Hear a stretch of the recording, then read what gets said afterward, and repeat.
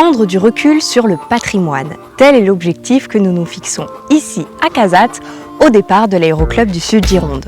Accompagnés de notre pilote, nous partons à la découverte des paysages sud-girondins vus du ciel.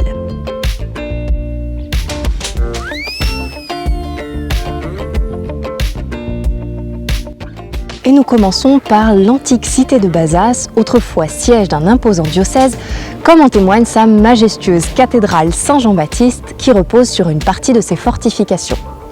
Un peu plus loin, on observe un plan d'eau, le lac de la Prade.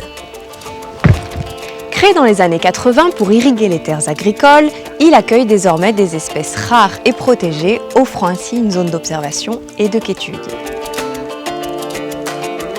Mais d'autres lacs existent, et notamment celui de Tast à Capsieux. Pour s'y rendre, direction le sud, où un tout autre paysage s'offre à nous. C'est ici, dans les Landes girondines, que le paysage a radicalement été transformé par la plantation massive de pins maritimes. En surplombant cette dense végétation, ne manquons pas de voir ces arbres dessinant une ligne sinueuse à travers le paysage et cachant à leurs pieds le Ciron, un petit cours d'eau d'une grande richesse.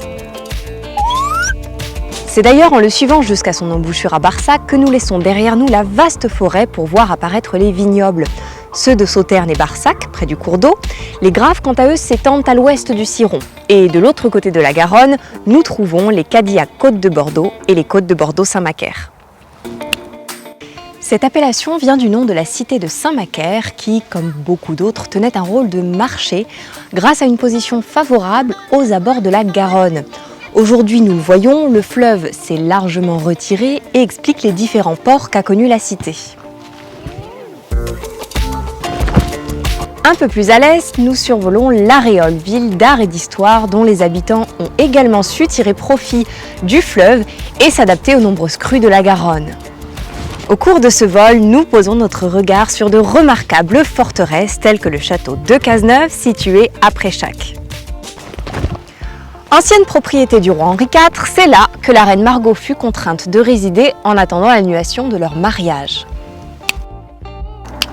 Un peu plus loin, l'incontournable château de Villandreau était la résidence principale du pape Clément V et son faste pontifical est à l'origine de nombreux châteaux dans la région. Parmi eux, on compte le château de Roquetaillade à Mazères et un peu plus au nord, à Castet-en-Dorte, le château du Hamel qui offre une vue imprenable sur le canal de Garonne.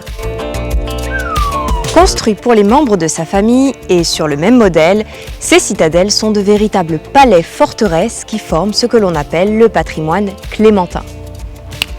À ce patrimoine, ajoutons un édifice religieux car, natif de la région, Clément V a souhaité être inhumé dans la collégiale d'Uzès où son gisant de marbre est encore visible. Nous rentrons maintenant à l'aéroclub en passant au-dessus du lac de Sigalin, survolant alors les coteaux basadais à l'est. Ce doux relief nous rappelle que le Sud-Gironde n'est pas seulement un pays de vignes et de forêts, mais également un pays de collines.